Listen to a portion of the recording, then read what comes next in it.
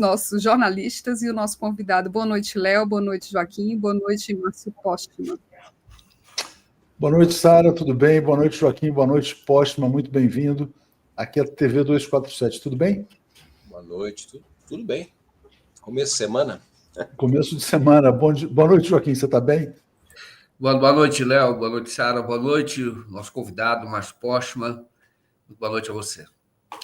Postman, eu vou começar fazendo a primeira pergunta, porque essa redação do Enem realmente ela faz pensar, né? Perspectivas do envelhecimento na sociedade brasileira. E aí a gente tomou uma iniciativa aqui no Brasil 247, que foi pedir para cada um dos nossos veteranos escrever um artigo sobre a sua perspectiva acerca do envelhecimento, né? E a gente tem mais de 10 jornalistas aqui acima de 70, o que é um privilégio, porque a gente conta, vamos dizer assim, com os veteranos, com a experiência, mas é uma raridade na imprensa brasileira, eu acho que é até uma raridade em qualquer empresa brasileira. Tem o lado bom, que é o lado da experiência, mas também tem o lado do desafio, que é o seguinte: muitas pessoas hoje não têm aposentadoria, né? Ou não têm uma aposentadoria condizente, compatível com o padrão de vida do presente. Então, eu já queria te lançar, quer dizer, como é que você vê esse tema do envelhecimento? Se você tivesse que escrever a redação do Enem, qual que seria a sua preocupação número 1 com o envelhecimento da sociedade brasileira? Diga lá, Márcio, por favor. Bom, primeiro, reconhecer e parabenizar a equipe que fez o Enem por ter colocado esse tema, que é um tema já presente há mais tempo no Brasil, mas que ganhou uma aceleração muito intensa pelo fato de que o envelhecimento vem acompanhado fortemente pela redução na taxa de fecundidade. As mulheres vêm tendo cada vez menos filhos, e isso está impactando o comportamento da população brasileira. Aliás, um debate que não tem sido feito, especialmente no período democrático, de 85 para cá, porque anteriormente a questão da demografia sempre foi um tema muito presente nas discussões sobre políticas públicas, sobre planejamento, desenvolvimento, assim por diante. As projeções do IBGE apontam para o ano de 2041 o momento máximo da população brasileira, estimado em 220 milhões de habitantes. A partir dali, então, se não houver nenhuma mudança de rumo, a população brasileira estagna e começa a decrescer, na medida em que nós teremos mais pessoas morrendo do que nascendo.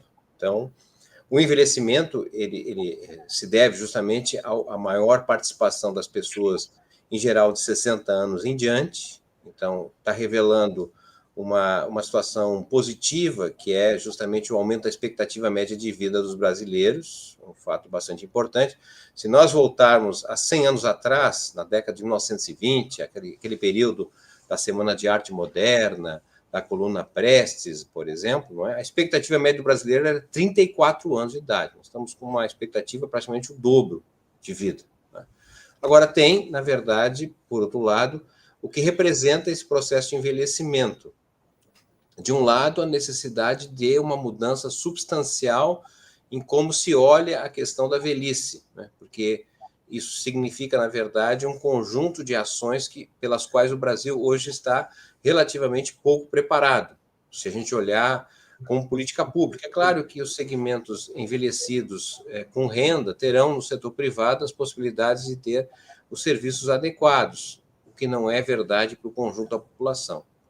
Ao mesmo tempo, quando a gente olha o processo de envelhecimento, não é, nós nos damos conta que hoje o país, e estamos falando a partir do IBGE, de uma possibilidade de sair das políticas públicas com base na realidade observada, que é o que nós temos hoje. Quer dizer, se olha o que aconteceu, o censo de 2022, né, demonstrou o tamanho da população brasileira, a composição etária, por sexo, etc. Então, a gente sabe qual era a população no ano 2022 e, com base nisso, se desenvolvem políticas públicas de acordo com essa realidade que foi observada. Todavia, hoje, não é, com a inteligência artificial, com a capacidade de processamento de múltiplas fontes de dados, nós temos condições, na verdade, de ter uma outra possibilidade, que são as políticas públicas preditivas. São políticas públicas que atuam sobre as causas e não sobre as consequências. Então, por exemplo, nós já podemos saber qual é a projeção da população envelhecida no Brasil, por hipótese, no ano 2035. aonde ela estará situada, se ela estará situada em que cidades, grandes cidades pequenas, cidades que terão ou não condições de atender, absorver essas pessoas, elas estarão residindo em locais de risco, de enchentes, desmoronamentos, ou seja, nós temos hoje elementos para mudar a política pública no Brasil, que é justamente atuando, né, de forma antecipada. Isso, a meu modo de ver, é algo que nós precisaríamos fazer. Isso significa um novo tipo de Estado para dar conta desse processo demográfico de envelhecimento, tá? Que é muito, muito questionável do ponto de vista de imaginar que a velhice pode ser pensada de uma maneira equivalente ao que é a adolescência, o que é a fase infantil. É algo bem mais complexo, que exige, na verdade, um esforço articulado de parte das políticas públicas, uma visão de planejamento melhor que hoje ainda nós não temos. Joaquim, antes de passar, deixa eu só ler 2 comentários aqui, ó, esse que eu acho que são bem interessantes, né? Do Luiz Matos: experimentem envelhecer com pouco dinheiro e saberão o que passa o idoso, né? E aqui a Lelégia Pinheiro: se a situação dos idosos e aposentados na atualidade é ruim, imagine daqui a 40 anos ou mais. Diga lá, Joaquim. A pergunta que eu vou fazer é inevitável perguntar o impacto econômico, né? Por exemplo, a questão da previdência. Por exemplo, se você tem uma população envelhecida e, claro, e merecidamente já na aposentadoria, qual é a perspectiva, qual é a projeção nesse sentido de o que vai acontecer com... Nós estamos muito perto, né? Quando começa a decrescer a população, você vai ter menos gente entrando no mercado de trabalho. O que pode ocorrer? Aponta para uma renda universal, aponta para uma geração de, vamos dizer assim, de riqueza que dê conta da aposentadoria das pessoas aqui a partir de 5, 10 anos? Esse tema já vem sendo tratado, talvez nas últimas 4 décadas, fortemente dominado pela perspectiva neoliberal, ou seja, se trabalha justamente com a relação de dependência, né? Ou seja, aumenta as pessoas inativas em relação aos ativos, e, portanto, o que tem sido feito ao longo do tempo foram reformas previdenciárias que foram retirando direitos, ou prolongando a possibilidade de aposentadoria. Isso é basicamente o que a gente tem visto desde os anos 90. E, a meu modo de ver, isso ocorre porque, de certa maneira, não se está se pensando em outras possibilidades.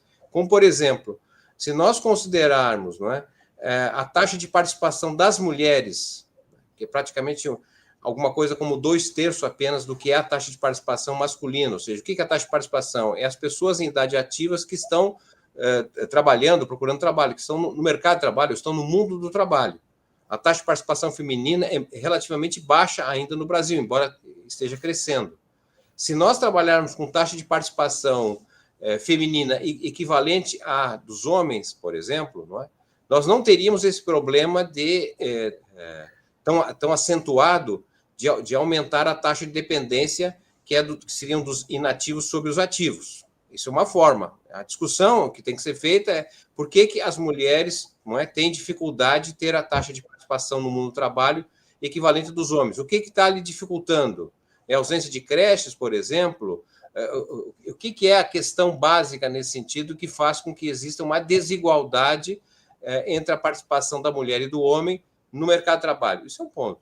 Segundo ponto é analisar, não é, que os critérios, o conceito de trabalho que nós temos hoje, que estamos utilizando, é um conceito próprio de uma sociedade que já não existe praticamente mais no Brasil, né? Porque nós trabalhamos com a ideia de que, na verdade, o trabalho só é possível, no caso brasileiro, a partir dos 14 anos e vai até os 65, 70 anos, como é o caso agora que foi dado o exemplo no Brasil 247. Mas se parte do pressuposto que há uma inatividade entre as crianças e adolescentes, por exemplo, e uma parte dos jovens, e também depois com uma certa idade. Mas isso é muito presente e adequado numa sociedade em que o trabalho era identificado como aquele realizado fora do local de trabalho, ou seja, o trabalho mesmo que conta é o que é realizado num local determinado, num restaurante, num bar, num hotel, no banco, oficina e assim por diante. Ocorre que, com a revolução digital, o que nós estamos vendo hoje é que o trabalho pode ser exercido em qualquer lugar. E é inquestionável a quantidade de trabalho hoje que existe nas redes sociais monetizadas. O dado que eu vou dar aqui não é do IBGE, tá certo? Mas a estimativa é que nós tenhamos cerca de 22 milhões de brasileiros que vivem, né, a partir das redes sociais monetizadas. Ou seja, você tem hoje novas formas de ocupação e de renda, e que envolve pessoas, inclusive, com menos de 14 anos de idade, com mais de 14, com pessoas com mais idades, que vai desde jogo, influencer, youtuber, ou seja, um outro mundo do trabalho, pelo qual se conhece muito pouco, que se gera renda, que não está sendo tributado, por exemplo, que não faz parte da discussão ou na agenda da regulação do trabalho. Então, esse mundo digital abriu uma outra perspectiva. Então, a ideia da previdência que nós temos, tá certo? É uma ideia muito própria e adequada a uma era que, de certa maneira, está ficando para trás. É como é que nós vamos lidar com esse novo mundo digital, né? Em que é possível, inclusive, serem refeitas as pesquisas que nós fazemos hoje. Por exemplo, o IBGE, quando vai a campo, pergunta se os brasileiros trabalham. Você trabalha? A partir dos 14 anos, por exemplo. Se você trabalha, ele diz, trabalho, então tudo bem, você é ocupado. Agora, ele diz, eu não trabalho. Então, você não trabalha, você procura trabalho? Se ele não procurar trabalho, ele é inativo. Ou se ele procura trabalho e não encontra, então desempregado. Mas para uma parcela enorme dos brasileiros que vivem através das redes sociais, com jogos, com as várias funcionalidades hoje existentes, perguntar para um jovem se ele trabalha, sendo que ele, sei lá, é narrador de jogos, por exemplo, ele tira uma renda. Perguntar para ele se ele trabalha, talvez ele não entenda aquilo ali como trabalho, como entretenimento. Você trabalha? Não, não trabalho. Mas você procura trabalho? Também não procura. Então você é inativo. Quando a gente olha a taxa de inatividade até 30 anos do Brasil, se percebe que ela é relativamente alta. Então, tem algo que a gente não conhece muito bem, tá certo?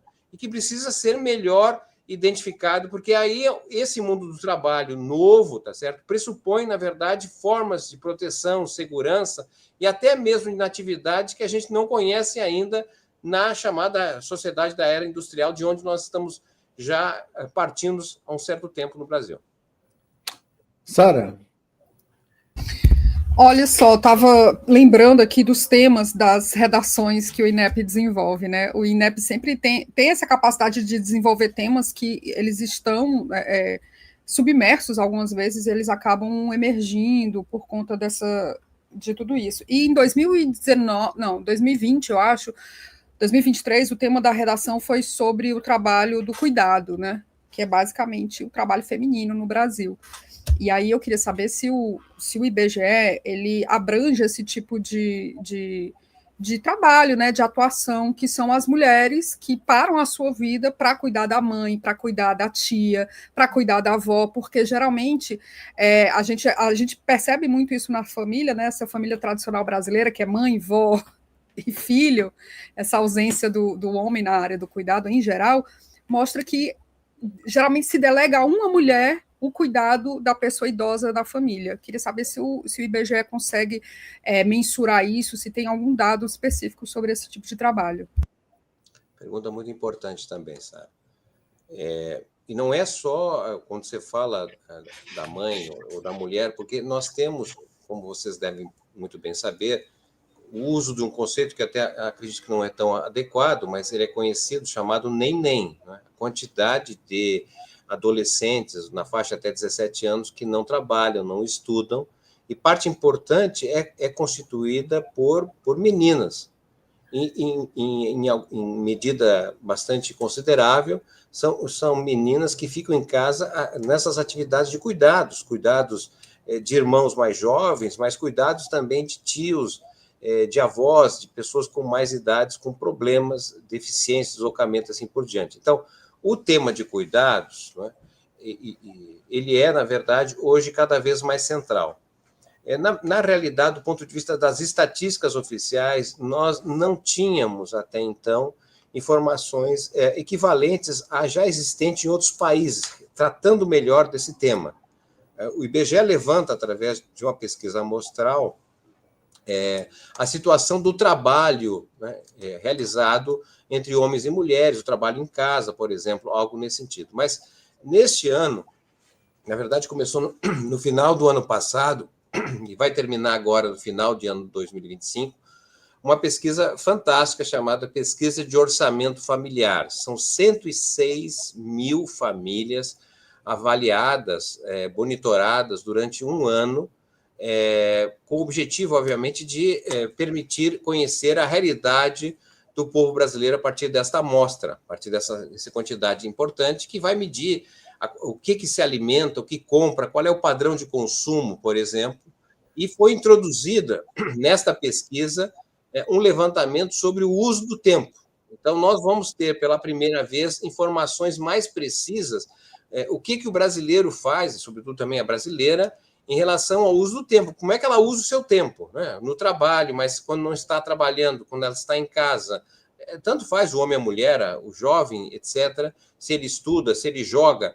Então, nesse sentido, nós teremos, possivelmente em 2026, quando essa pesquisa será divulgada, informações precisas sobre o trabalho de cuidados, por exemplo, uma estimativa, possivelmente uma monetização do que equivale, porque outro aspecto importante é que o trabalho, né, de reprodução, o trabalho de cuidados, o trabalho feito em casa, ele não é considerado para efeito da contabilidade do produto interno bruto, das contas nacionais. Né? Só se contabiliza o trabalho feito fora de casa, em geral. Né? Mas, obviamente, que sem o trabalho de reprodução, de cuidados, também não existe o outro trabalho. Né? Porque, obviamente, para exercer o trabalho fora de casa, pressupõe alimentação, vestimenta, higiene, etc. Né? Então, nós estamos trabalhando nesse sentido de oferecer melhores informações para se conhecer a realidade desse tipo de realidade do brasileiro que até então não está relativamente oculta. Vou ler esse comentário aqui, gente, da Tereza Cristina, porque tem a ver com a economia do cuidado, né? Me aposentei e cuido da minha mãe, eu com 57 e ela com 85. Minha luta é muito desgastante, fico entre Salvador e a casa dela no interior, né? Antes aqui, Márcio, a Célia Chaim tinha mandado o seguinte: existiria algum projeto em que a sociedade pudesse adotar ou ajudar as aposentadorias futuras? Tipo, eu ajudo por alguns anos, depois parte do dinheiro vai para o INSS e parte volta com juros para mim, né? Quer dizer, porque o que acontece? Quer dizer, a Previdência Pública foi atacada. Hoje, assim, falando aqui do nosso público, a gente tem um público de pessoas, muitas pessoas que nos assistem que já são aposentadas e têm alguma renda, né? Relativamente boa, ou nem tanto, tal, mas tem renda.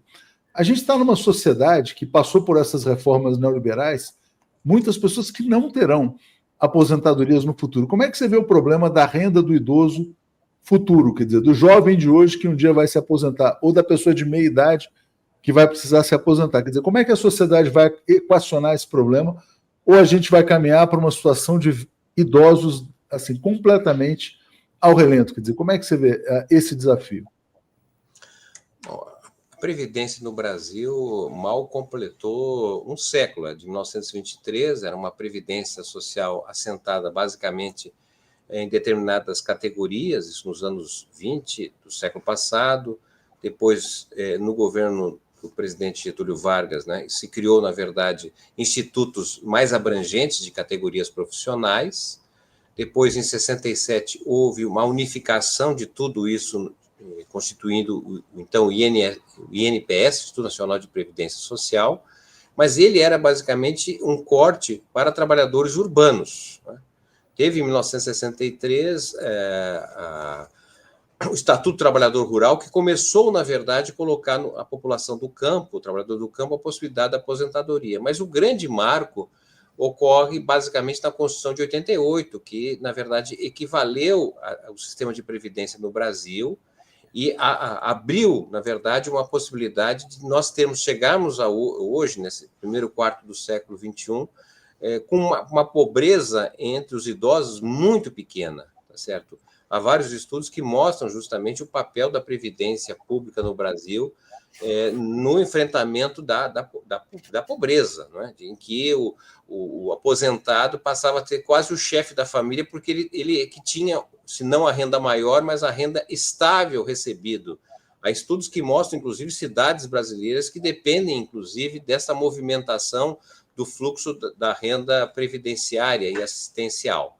Então, nós conseguimos garantir, né, no final da sociedade urbana industrial, através do sistema previdenciário, uma condição que nos privilegia nesse sentido, não termos pobres com idade avançada. Todavia, as reformas que foram sendo feitas no sistema previdenciário desde os anos 90, não é, foram postergando, dificultando o ingresso dos mais jovens no sistema formal de trabalho e, sobretudo, no sistema de aposentadoria. Então, a questão colocada é que, de fato, nós estamos correndo o risco de ter uma classe trabalhadora com grande dificuldade de aposentadoria, dado a forma com que o mundo do trabalho opera, com enorme rotatividade, com a dificuldade de contribuição e a própria incerteza do ponto de vista da gestão dos recursos, porque também a Constituição de 88 estabeleceu o orçamento da Seguridade Social, não é, que separava do orçamento geral os recursos para a saúde, previdência e assistência, algo que, infelizmente, não funciona hoje. Então, nós temos, na verdade, uma situação que vai exigir um tratamento que não, a meu modo de ver, pelo menos, não deveria ser a proposta neoliberal que volta a ser aquela que quer reduzir ainda mais direitos, tá certo? E postergar e dificultar aqueles que trabalham a ter acesso à previdência por força justamente de uma visão fiscalista, não é? Que não consegue perceber os benefícios que a previdência social tem hoje e que talvez as novas gerações não terão. Então, é algo que vai nos levar, talvez, a uma implantação de uma renda mínima geral. Mas hoje, o Brasil, veja, em 1985, quando começou a transição da ditadura para a democracia, quando se consolida a democracia no Brasil, vamos dizer assim, nós tínhamos cerca de 2,7% da população vivendo de transferência de renda, transferência orçamentária, diga-se de passagem, federal. Hoje nós temos quase 42% da população que vive de transferência de renda. Certo? É uma situação realmente bastante ampla, não é? Que depende do orçamento público. E essa ação que foi feita, ela é fundamental para evitar que o Brasil tivesse pobreza, como tinha no passado, e que pudesse ter melhores condições das pessoas não terem o problema da fome. Não é? Mas será que esse é o caminho estrutural? Não é? Ou precisaríamos pensar em outras formas de ocupação? Quando a gente olha o mercado, o mundo do trabalho, vamos dizer assim, não é? Podemos pegar o mundo do trabalho e dividi-lo em 3 partes, certo? Aquelas ocupações que dependem de atividades tipicamente capitalistas, ou seja, só existe aquele emprego, aquela ocupação porque tem lucro, porque se não tiver lucro, não terá ocupação. As ocupações, dependendo das atividades tipicamente capitalistas, chegavam a quase 70% do universo das ocupações no Brasil nos anos 80. Hoje equivale a 49%. Ou seja, o emprego capitalista já não é mais dominante no Brasil. Depois desses empregos tipicamente capitalistas, nós temos as atividades da administração pública, não é? São as ocupações na administração pública, até que significa alguma coisa em torno de 11% a 12% total da ocupação. Agora, o que tem crescido no Brasil são as ocupações, que representam 40% total das ocupações, são ocupações de pequenos negócios, são atividades de subsistência, que não são atividades tipicamente capitalistas. É onde pode crescer um emprego no Brasil. Porque eu vejo com dificuldade, tá certo, ampliar a ocupação no setor capitalista brasileiro, que tem novas tecnologias, tá certo, novas formas de se organização, etc. O emprego público também vejo com dificuldade ele aumentar, né, ainda que seja necessário, mas, enfim, aonde está a saída, a meu modo de ver, são essas novas ocupações nas atividades mais de subsistência, atividades sociais, como cuidados, que falavam anteriormente. Isso é um outro rearranjo, é um outro tipo de política pública, tá certo? No qual nós estamos relativamente pouco preparados para lidar. Não, vai lá, você, por favor. Mais uma pergunta que é a seguinte: eu vi um outro dado da pesquisa, do censo, né, desse censo de 2022, fala que hoje mais da metade das famílias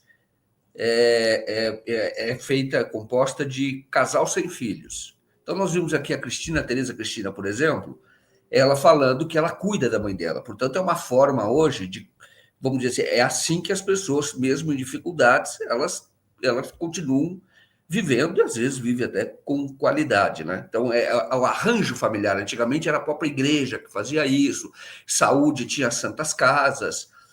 E hoje, por outro lado, a gente vê a riqueza gerada no mundo, e o professor Dalbor sempre diz isso, ele faz uma conta, divide, por famílias de 4 pessoas, você teria uma renda de 18 mil reais, mais ou menos. Então, riqueza existe, ela é mal distribuída.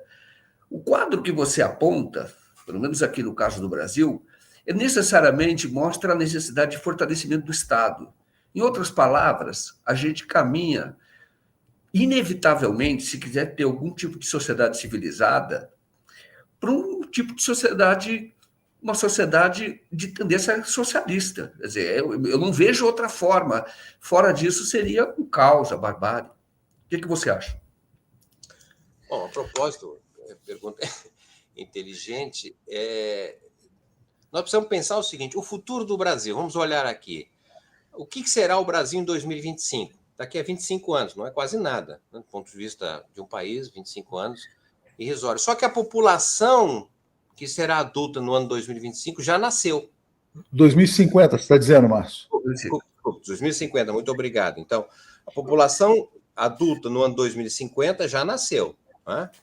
Bom, desta população que será adulta em 2050, 70% dela nasceu em famílias miseráveis, para não dizer pobres, tá? 70%. 80% dessas famílias são famílias pretas ou pardas. Tá? Bom, então eu quero dizer o seguinte, se não tiver Estado decente, se não tiver política decente para educação, saúde, habitação, transporte, como é que vai se arranjar esse conjunto de brasileiros que chegarão à fase adulta, que é a maior parte da população? Segundo lugar, aonde está essa população que será adulta no ano 2025? Há uma concentração dessa população nas regiões Norte, Nordeste e Centro-Oeste. Tá certo? Sul e Sudeste tendem, se não tiver movimento migratório, a perder participação relativa, porque aonde está crescendo a população, não é? São mais nessas regiões. Terceiro elemento importante, não é? O futuro do Brasil depende basicamente da população pobre. São os pobres que são hoje os protagonistas do futuro, olhando a partir da questão demográfica. Quando nós pegamos a totalidade dos brasileiros, não é? E dividimos a metade entre a parte pobre e a parte não pobre, nós teremos, na parte pobre da população brasileira, nós temos um idoso, não é? Para 4 ativos, 4 jovens e adultos, vamos dizer assim. Quando a gente olha a população que não é pobre, então de classe média, rico, etc., nós temos 2 inativos, 2 idosos, para 1 ativo, que não é idoso. Então, aonde você está tendo filho, aonde vai crescer o Brasil, não é justamente nesse segmento pauperizado. Esse segmento pauperizado precisará de um Estado muito mais forte do que temos hoje, se nós não quisermos, tá certo, reproduzir o padrão de exclusão e desigualdade que nós já conhecemos historicamente no Brasil. Esse é o grande desafio, ao meu modo de ver. Como gerar emprego, condições de trabalho, e eu olho para as cidades brasileiras, o que a gente está vendo, não é? Um processo de perda de vitalidade nas regiões litorâneas, né, onde concentra 70% da população brasileira. 70% da população brasileira vive a não mais do que 200 quilômetros do Oceano Atlântico. Por outro lado, as cidades dinâmicas estão se deslocando para o oeste brasileiro, especialmente estimulados pelo modelo econômico e as possibilidades de comércio externo a partir do Oceano Pacífico, a partir das rotas de integração sul-americanas, nos portos do Chile e do Peru. Então, olhando para os próximos anos, tá certo? É um outro país com desafios enormes para quem vier a tomar as principais decisões e, portanto, nós precisamos ajudar do ponto de vista do conhecimento, e o IBGE é a melhor instituição que nós temos para produzir as informações necessárias para políticas públicas de novo tipo. Sara, quer fazer uma questão final? Porque ainda tem várias aqui do público que eu queria trazer. Diga lá, Sara. Não, eu acho melhor você pegar essas colocações do público, Léo. Então vamos lá, porque a gente tem pouco tempo aqui, Márcio, mas muito interessante essa conversa. Antes, agradecendo aqui a Regina, o Júlio, né? O Novos Mundos fala, tá aqui meu eterno mestre Márcio, correrei o risco de, num futuro governo de direita, não pegar a minha aposentadoria por falta de recursos, né? O Francisco Bonfim diz que ele é um privilegiado, recebe todos os direitos. A Ione Breder fala, a renda dos aposentados desvaloriza aos poucos. Me aposentei há 19 anos com 4,5 salários. Hoje recebo menos de 3 depois de contribuir 30 anos com 10 salários. Né? A Regina pergunta também o que esperar da reforma administrativa. E o Edson fala, o IBGE precisa perguntar se ele tem renda, de onde vem essa renda. Né? Francisco Bonfim também fala do achaque que muitos idosos sofrem. E a Cíntia Chaim, eu já tinha trazido a questão, né, quer dizer, de como ter um fundo que financia as aposentadorias futuras. Dito tudo isso, Márcio, eu queria te perguntar o seguinte, quer dizer, como é que você vê o etarismo na sociedade brasileira, nas empresas? Quer dizer, existem oportunidades de trabalho para as pessoas mais velhas ou não? Não, sem dúvida alguma. O processo de digitalização abriu oportunidades, sobretudo para os mais jovens, que são gerações que, de certa maneira, já nasceram nessa revolução digital, mas isso não significa exclusão das pessoas mais velhas. Basta ver, inclusive, quando tivemos a necessidade de fazer cadastramento para programas sociais, né, pessoas utilizaram das mais diversas formas para interagir e criar interlocução. Agora, por outro lado, evidentemente, há um certo preconceito em relação às pessoas com mais idades, que têm um outro ritmo de trabalho, de vida. Então, penso que o etarismo é algo que pode vir a crescer, inclusive nesse conflito que se abre entre aqueles que hoje têm acesso ou estão próximos a ter acesso à Previdência e os demais que não têm acesso ou que contribuem sem saber se terão acesso daqui a alguns anos. Então, podemos ter uma atenção em relação a isso. Talvez seria importante conhecer, nessa questão que foi feita sobre o valor do benefício recebido, é que nós talvez precisássemos, não é, ter um bom levantamento de qual é o custo de vida para as pessoas com mais idade. O que compõe uma cesta de consumo de vida para pessoas que têm mais idade? Porque não é o mesmo de pessoas com menos idade. Não é? Pesa, evidentemente, a questão da saúde, remédios, etc. Então, isso talvez seria interessante, um levantamento, dizer, olha, o salário, a renda adequada para uma pessoa, ou duas pessoas, enfim, sei lá, de idade avançada seria X, e aí ter uma trajetória, né, de compromisso de crescimento em termos reais com essa definição desse valor, que possivelmente é diferente do salário mínimo, por exemplo, né, que atende outros objetivos do trabalhador ativo, etc. Então, talvez fosse interessante a própria Previdência, e nós temos aqui, do ponto de vista do IBGE, uma excelente interlocução com a Previdência, estamos fazendo um programa de inteligência e governança de dados junto à Previdência Social para poder melhor organizar essas informações e talvez termos melhores saídas do que não sejam a repetição do receituário neoliberal. Márcio, muito obrigado. Obrigado, Joaquim e Sara. Vamos trazer mais vezes aqui, porque esse tema é central aqui pelas reações do público também. Obrigado a você. Até a próxima. Até a próxima. Obrigado. Valeu. Bom, muito interessante, Joaquim. Acho que você tocou num ponto importante também, né? Que é o tema do... Quer dizer, dentro do capitalismo neoliberal não tem saída, né? Quer dizer, não tem saída. Não tem saída. Olha, e eu dizer outra coisa, por exemplo, quando começou a entrevista, eu falei, eu tenho 62 anos, eu me senti muito jovem, ou excluído. Tem mais de 10 pessoas com 70 anos, eu falei, eu tenho 62, falei, eu me senti um menino aqui. Não, e a Sara é uma criança, né? E a Sara contou uma história aqui no bastidor antes de entrar. Se não for uma indiscrição, eu queria que você contasse a história da sua mãe. Não, posso contar. Minha mãe trabalhou mais de 20 anos em um local que, inclusive, trabalha em conjunto com o Ministério do Trabalho, e quando ela fez 60 anos, ela foi demitida com mais de 20 pessoas. Por coincidência, todos tinham mais de 60, Joaquim. E aí, desde então, eles moveram um processo, né? Mas o processo se arrasta. O que eles estão esperando, ela fala muito isso. Eles estão esperando todo mundo morrer. É isso. Perderam a utilidade, né? Perderam a utilidade na máquina capitalista, né? Exato. Vamos embarcar aqui, então, o